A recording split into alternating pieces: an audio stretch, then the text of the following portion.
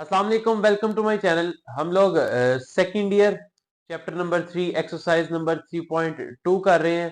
Very very important exercise हमारी integration के ऊपर। एक्सरसाइज 3.2 से ऑनवर्ड आगे हमारी इंटीग्रेशन ही है। फर्स्ट लेक्चर में मैंने इंटीग्रेशन के बेसिक रूल्स बताए आप लोगों को और फॉर्मूलाज कुछ लिखवाए। उन्हीं की बेस पे हमारी इंटीग्रेशन आगे चलेगी। मजीद जो फॉर्मूलाज या रूल्स आएंगे वो मैं आपको साथ साथ गाइड करता जाऊंगा। काइंडली वो जो फॉर्मूलाज जो मैंने फर्स्ट लेक्चर में लिखवाए थे उनको जरूर नोट डाउन करें, अपने सामने रखें, क्योंकि उन्हीं की बेस पे हमारी इंटीग्रेशन जो है उसने कंटिन्यू करना है। हम लोगों ने क्वेश्चन नंबर 2 के फर्स्ट 7 पार्ट्स कर लिए थे। आज हम लोग पार्ट नंबर 8 को स्टार्ट करेंगे। पार्ट नंबर 8 को स्टार्ट करने से पहले अगर अभी तक आप लोगों ने मेरा चैनल सब्सक्राइब नहीं किया तो काइंडली उसे सब्सक्राइब कर लें ताकि मैथमेटिक्स से रिलेटेड वीडियोस आप तक पहुंचती रहे।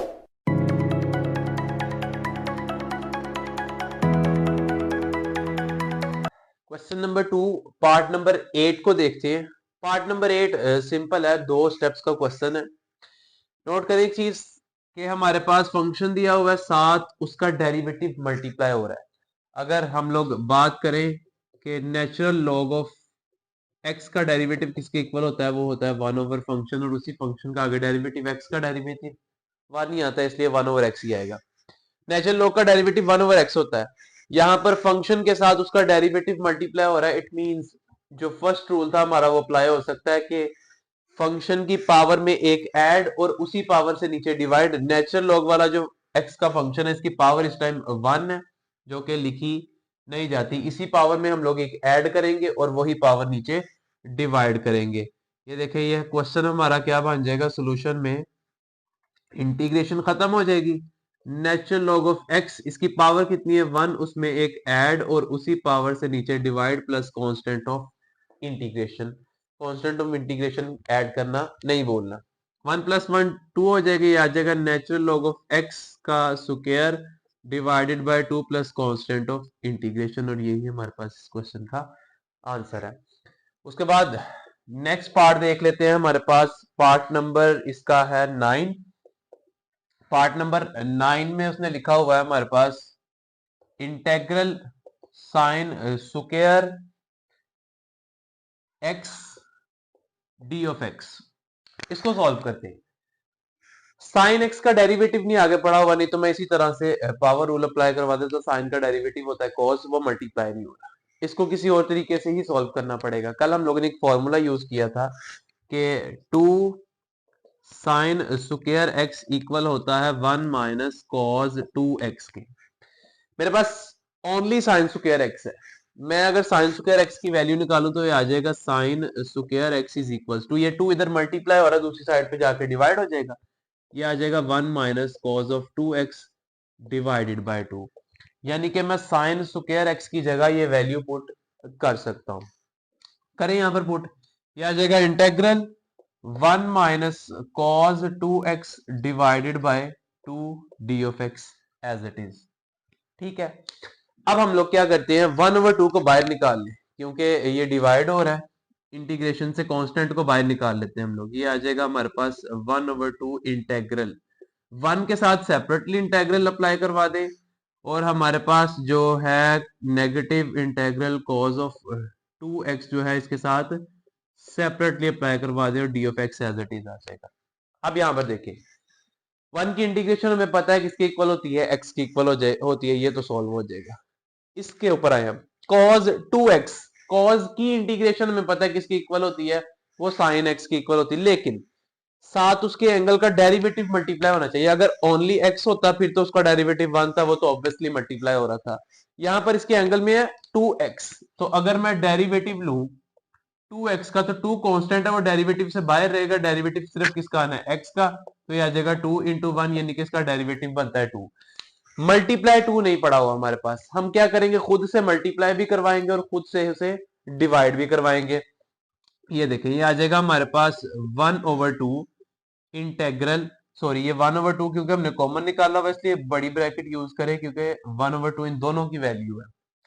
अब यहां पर फिर से स्क्वायर ब्रैकेट लगाएं, integral 1 d of x negative.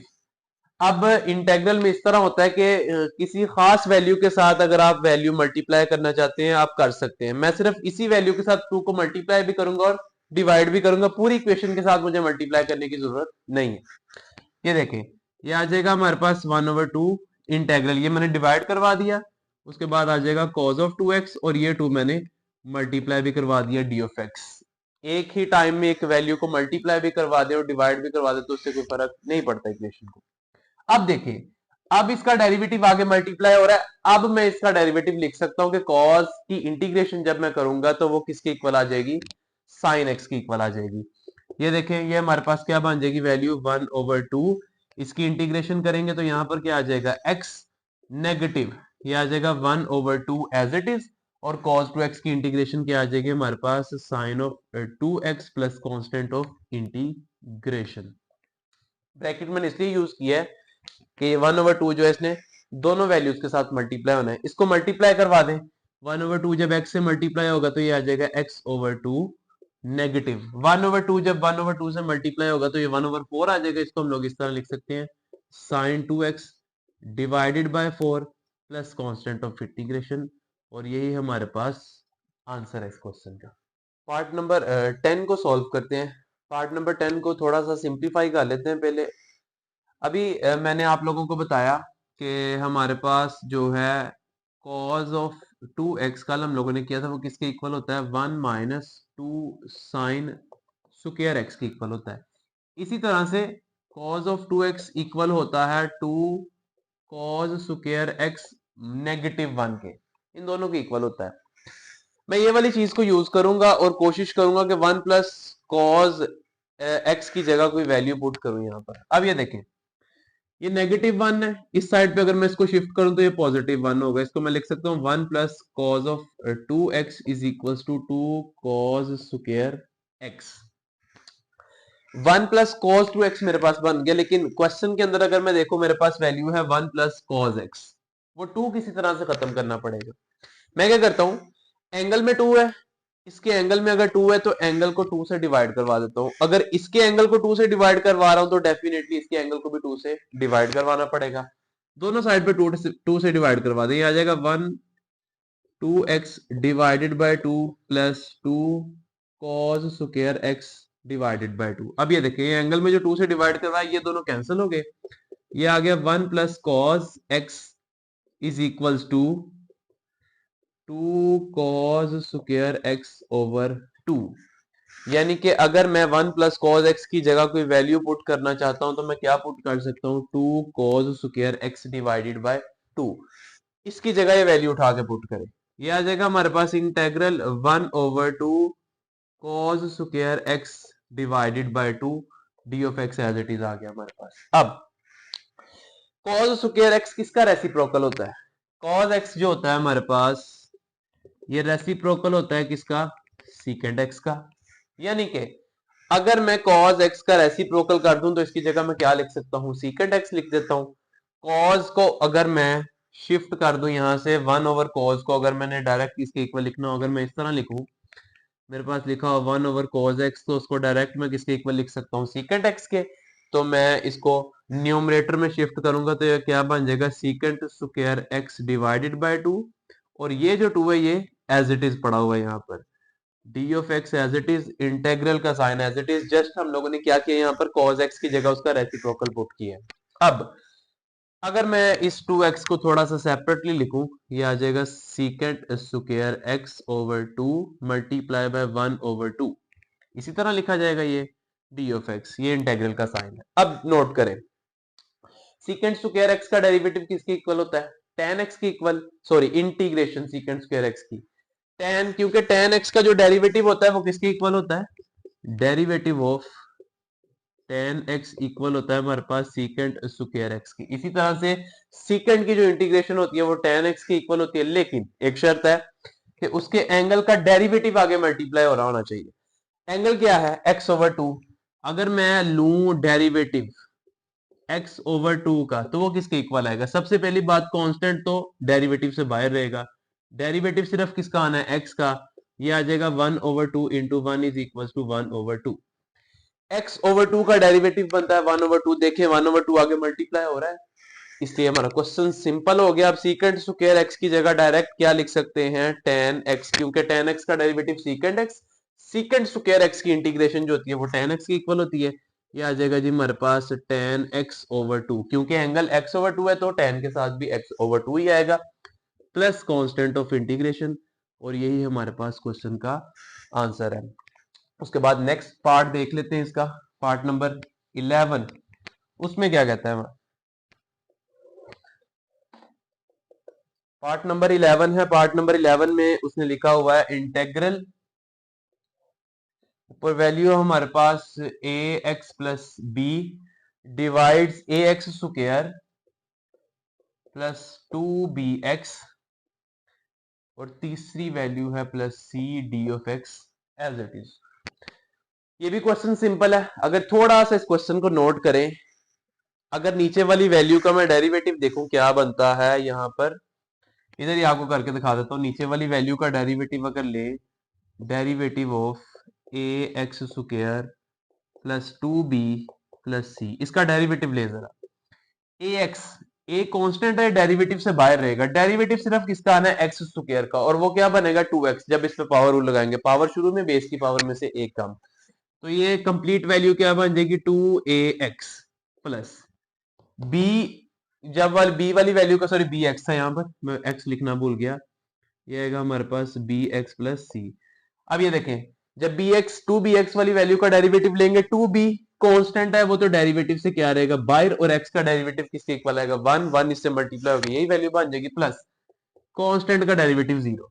तो ये वैल्यू का बनी 2ax plus 2b।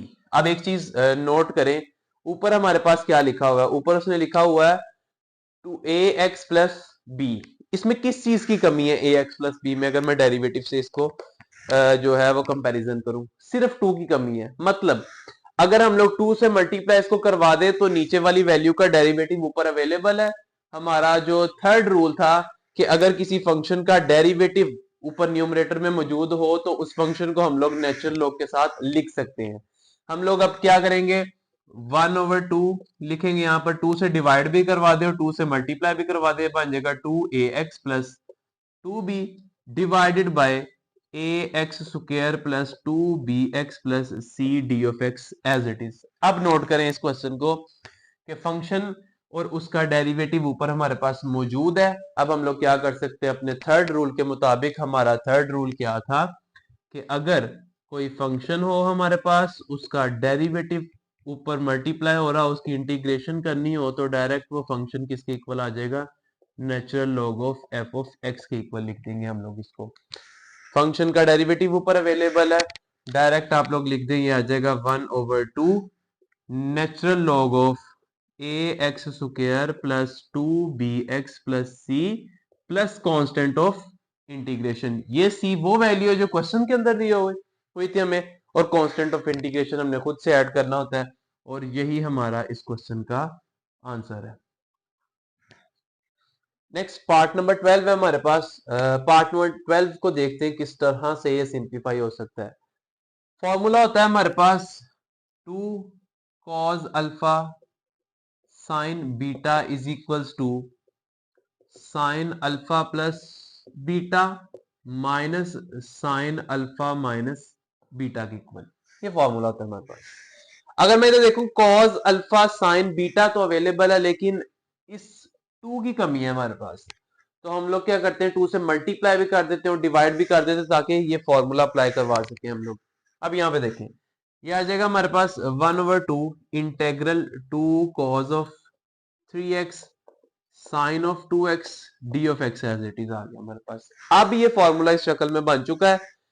Alpha 3x को कंसीडर करें आप, बीटा 2x को कंसीडर करें और वो फॉर्मूला अप्लाई करवाएं। अब ये देखें, अल्फा की वैल्यू हमारे पास 3x है, बीटा हमारे पास 2x है, उसी तरह से फॉर्मूले में पुट करते हैं। ये आ जाएगा हमारे पास 1/2। सबसे पहले देखिए क्या है, sign alpha plus beta. Alpha क्या है हमारे पास 3x प्लस बीटा क्या है हमारे पास 2x।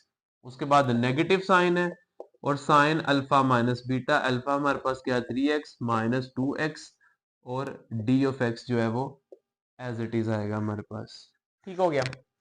अब अगर ये देखें आप सेंटर में 3x प्लस 2x किसके इक्वल आ जाएगा 5x के, आ जाएगा 1/2 क्योंकि 1/2 जो है ये भी हम लोगों ने सबकी वैल्यू है, इसलिए ब्रैकेट जो है ये इंटेग्रल से बाहर लगाएं।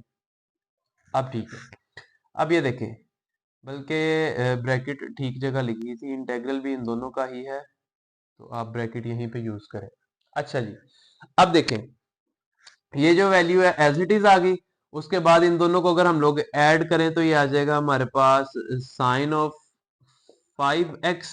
ब्रैकेट्स यूज करने की अब जरूरत नहीं, क्योंकि ऐड हो गए हैं, तो 5x एज इट इज लिख दे। नेगेटिव, उसके बाद आ जाएगा हमारे पास साइन ऑफ x बच जाएगा यहाँ पर सिर्फ, और बाहर हमारे पास क्या पड़ा हुआ है, डी ऑफ एक्स पड़ा हुआ है। अब ये वैल्यू थोड़ी सी सिंप्लीफाई हो गई है। अब हम लोग क्या करते हैं, इंटेग्रल सेपरेटली अप्लाई करवा दे दोनों के साथ। ये आ जाएगा 1/2 integral sine of 5x negative, sorry d of x भी साथ लगाएं, negative integral sine of x d of x. ये आ गई हमारे पास वैल्यू। अब देखें, अगर मैं इसकी इंटीग्रेशन करना चाहूं तो इजीली हो जाएगी। साइन का डेरिवेटिव मुझे पता है cos x के इक्वल होता है, और जो एंगल है उसका डेरिवेटिव आगे पड़ा हुआ है, एंगल x है, x का डेरिवेटिव 1 होता है, वो मल्टीप्लाई हो रहा है। यहां पर क्वेश्चन आता है, इसका एंगल है हमारे पास 5x, एंगल का डेरिवेटिव नहीं आगे मल्टीप्लाई हो रहा, 5x का डेरिवेटिव आना चाहिए 5, क्योंकि 5 तो कांस्टेंट है, डेरिवेटिव से बाहर रहेगा, डेरिवेटिव सिर्फ x का लेंगे तो 5 1 से मल्टीप्लाई होकर 5 आ जाएगा। इस वैल्यू के साथ मुझे 5 को मल्टीप्लाई करवाना पड़ेगा, अगर मैं मल्टीप्लाई करवाऊंगा तो डेफिनेटली डिवाइड भी करवाना पड़ेगा। ये देखें, ये वैल्यू आ जाएगी 1/2, 1/5 यहां पर बाहर डिवाइड करवा दिया, और साइन ऑफ 5x, और ये 5 यहां पर मल्टीप्लाई करवा दिया, d of x as it is, negative integral sine of x d of x as it is.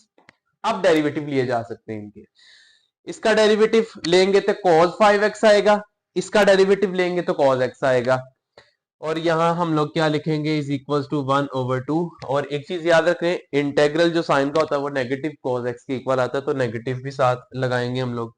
अब ये पहली वैल्यू बनेगी हमारे पास नेगेटिव cos 5x, और दूसरी वैल्यू यहाँ पर 1/5 भी है, उसको भी स्टार्ट में नहीं भूलना, 1/5, और वैल्यू जो हमारे पास बनी है नेगेटिव cos 5x। उसके बाद इस पे आ जाए अगर नेगेटिव, तो नेगेटिव cos ऑफ x आ जाएगा, इसका derivative plus constant of integration, और ये 1/2 सबके साथ मल्टीप्लाई होगा। अच्छा जी, अब ये देखें, ये माइनस माइनस तो प्लस हो जाएगा, और ये वैल्यू फर्स्ट वाली नेगेटिव हो जाएगी। आंसर इसका बनेगा हमारे पास 1/2 इंटू नेगेटिव 1/5 cos ऑफ 5x, माइनस माइनस मिलके plus cos of x plus constant of integration, और यही हमारे पास इसका आंसर है। मजीद एक स्टेप में आप ये कर सकते हैं कि इस 1/2 को भी अंदर मल्टीप्लाई करवा दे दोनों के साथ, अगर नहीं करना चाहते तो इतना बहुत है। नेक्स्ट पार्ट नंबर 13 को देखते हैं। पार्ट नंबर 13 को थोड़ा सा सिंप्लीफाई अगर हम लोग करें, -1 को स्टार्ट में लिखें, प्लस cos ऑफ 2x बाद में लिखें, ये आ जाएगा 1 plus cos 2x d of x. अब ऊपर वाली टर्म में से नेगेटिव साइन कॉमन निकालते हैं, ये आ जाएगा जी हमारे पास integral negative of 1 minus cos of 2x divided by 1 plus cos 2x d of x. Negative sign common निकालने से इन दोनों के साइन चेंज हो गए। अब ये नेगेटिव साइन जो इंटेग्रल से बाहर निकाल दें, इसका कोई काम नहीं इंटेग्रल के अंदर, ये आ जाएगा negative 1 minus cos of 2x divided by 1 plus cos of 2x d of x. दो फॉर्मूलाज यूज हुए हमारे पीछे, एक हमारे पास था cos ऑफ 2x, वो किसके इक्वल था, 1 माइनस 2 साइन स्क्वायर x के इक्वल था। यहां से अगर मैं 1 माइनस cos x की वैल्यू बनाना चाहूं, ये देखिए ये नेगेटिव वैल्यू है, इस साइड पे शिफ्ट करें इसको, ये आ जाएगा 2 साइन स्क्वायर x, ये पॉजिटिव होगी वैल्यू। ये cos 2x है, इसको दूसरी साइड पे शिफ्ट करें, इस साइड पे पॉजिटिव था, दूसरी साइड पे जाके क्या हो गया, नेगेटिव हो गया। ये चीज नोट करें, ये ऊपर वाली चीज बन गई, यानी कि 1 माइनस cos 2x की जगह डायरेक्ट हम लोग क्या लिख सकते हैं, 2 साइन स्क्वायर x। इसी तरह से हमारे पास फॉर्मूला था cos 2x is equal to 2 cos square x negative 1। अगर मैं यहां से बनाना चाहूं तो ये नेगेटिव 1 है, इसको इस साइड पे शिफ्ट करें, ये आ जाएगा पॉजिटिव हो गया, प्लस cos 2x पहले से पढ़ा हुआ है, is equal to 2 cos square x। अब ये नोट करें, ये बन गया हमारे पास 1 प्लस cos 2x, ऊपर वाली वैल्यू क्या बन गई 1 माइनस cos 2x, इनकी जगह इनकी वैल्यूज पुट कर दे। 1 माइनस cos 2x की जगह आएगा हमारे पास 2 sin square x divided by दूसरे की जगह आएगा 2 cos स्क्वायर x और d of x as it is. अब ये देखें, ये 2 इस 2 से कैंसल आउट हो जाएगा। साइन ओवर cos किसके इक्वल होता है, sine x divided by cos x किसके इक्वल होता है, हमारे पास tan ऑफ x के इक्वल होता है। तो sine square over cos square है, तो उसकी जगह हम लोग क्या लिख देंगे, ये आ जाएगा negative integral tan square x d of x as it is. अब हमें पता है कि tan स्क्वायर x जो है वो इक्वल होता है secant square x minus 1। tan square x की जगह उसकी वैल्यू पुट कर दें, ये आ जाएगा हमारे पास integral secant square x minus 1 d of x, और इंटेग्रल के बाहर नेगेटिव साइन पड़ा हुआ है वो एज इट इज आएगा। सीकेंट स्क्वायर x के ऊपर इंटेग्रल सेपरेटली अप्लाई करवा दें, नेगेटिव 1 के ऊपर सेपरेटली, ये आ जाएगा negative integral secant square x d of x negative integral 1 d of x, और ये आ जाएगा हमारे पास ब्रैकेट इसलिए यूज किया क्योंकि ये नेगेटिव दोनों के साथ आएगा। अब सीकेंट स्क्वायर x का हमें पता है जो इंटीग्रेशन है वो किसकी इक्वल होती है, वो हमारे पास इक्वल होती है tan x के, प्लस 1 की इंटीग्रेशन में पता है किसकी इक्वल होती है x के plus constant of integration. tan का डेरिवेटिव होता है सीकेंट स्क्वायर x, और सीकेंट स्क्वायर x की इंटीग्रेशन tan रिवर्स चलता है। अब ये नेगेटिव साइन है, इसको अप्लाई करवा दें, सॉरी यहाँ पर नेगेटिव साइन था तो साइन चेंज हो जाएंगे, ये पॉजिटिव वैल्यू ये नेगेटिव हो जाएगी और जो नेगेटिव वैल्यू पॉजिटिव हो जाएगी। पॉजिटिव वाली को स्टार्ट में मैं लिख देता हूँ, ये आ जाएगा x minus tan of x plus constant of integration, और यही हमारे पास इस क्वेश्चन का आंसर है। अगर लास्ट क्वेश्चन की तरफ हम गौर करें तो लास्ट क्वेश्चन सेम ये वाली चीज बनती है, लेकिन नेगेटिव साइन नहीं है सिर्फ साथ, यानी कि अगर हम लोग नेगेटिव साइन को इग्नोर कर दें तो लास्ट क्वेश्चन का आंसर ये बनेगा, ये नेगेटिव साइन नहीं आएगा सिर्फ साथ। स्टेप्स सेम फॉलो करने हम लोगों ने। मैं यहां से अगर लास्ट क्वेश्चन बनाना चाहूँ, ये देखें ये क्वेश्चन बन गया आपका, ये है हमारे पास लास्ट क्वेश्चन, क्वेश्चन नंबर ये बनता है हमारे पास क्वेश्चन नंबर 14। यहां पर भी मैंने गलत लिखा है, यहां पर आपका आना है क्वेश्चन नंबर 30। अब ये देखें क्वेश्चन बन गया, इस नेगेटिव साइन को इग्नोर करते जाएं। tan स्क्वायर x की जगह पुट किया सीकेंट स्क्वायर x माइनस 1, यहां से भी नेगेटिव साइन को इग्नोर करें, ये नहीं है हमारे पास। सीकेंट स्क्वायर x के साथ सेपरेटली नेगेटिव 1 के साथ सेपरेटली इंटीग्रेशन अप्लाई करवाएं, ये नेगेटिव साइन नहीं आना, और यहीं तक बस आपका क्वेश्चन सॉल्व हो गया। ये ब्रैकेट्स लगाने की आपको जरूरत नहीं, और ये हमारा लास्ट क्वेश्चन का भी आंसर साथ ही आ गया। आज के लेक्चर में हम लोगों ने एक्सरसाइज नंबर 3.2 को खत्म कर दिया, फिनिश कर दिया, खल्लास कर दिया। नेक्स्ट लेक्चर में हम लोग एक्सरसाइज नंबर 3.3 को स्टार्ट करेंगे। कोशिश करें कि इंटीग्रेशन को साथ साथ समझें, जो क्वेश्चंस हम लोगों ने कर लिए उनकी प्रैक्टिस करें, ताकि आने वाले जो क्वेश्चंस हैं वो हमारे लिए आसान हो, हमें पता हो कहां पर किसकी इंटीग्रेशन क्या करनी है हम लोगों ने, हमें पता हो साइन की इंटीग्रेशन क्या है, हमें पता हो पावर रूल कहां पे लगाना है। डेरिवेटिव्स अक्सर बच्चे गलती करते हैं कि अब पावर रूल हम लगा रहे हैं तो हम लोग ये नहीं चेक करते आगे उसका डेरिवेटिव पड़ा है या नहीं, पावर रूल लगा दिया उठाकर। इन छोटी छोटी चीजों को हम लोगों ने जहन में रखना है, तो इंशाल्लाह इंटीग्रेशन आसान प्रैक्टिस से होगी। प्रैक्टिस करते जाए, इंशाल्लाह आपके लिए आगे आसानी है। तो एक्सरसाइज नंबर 3.3 स्टार्ट करेंगे नेक्स्ट लेक्चर में, तब तक के लिए अल्लाह हाफिज।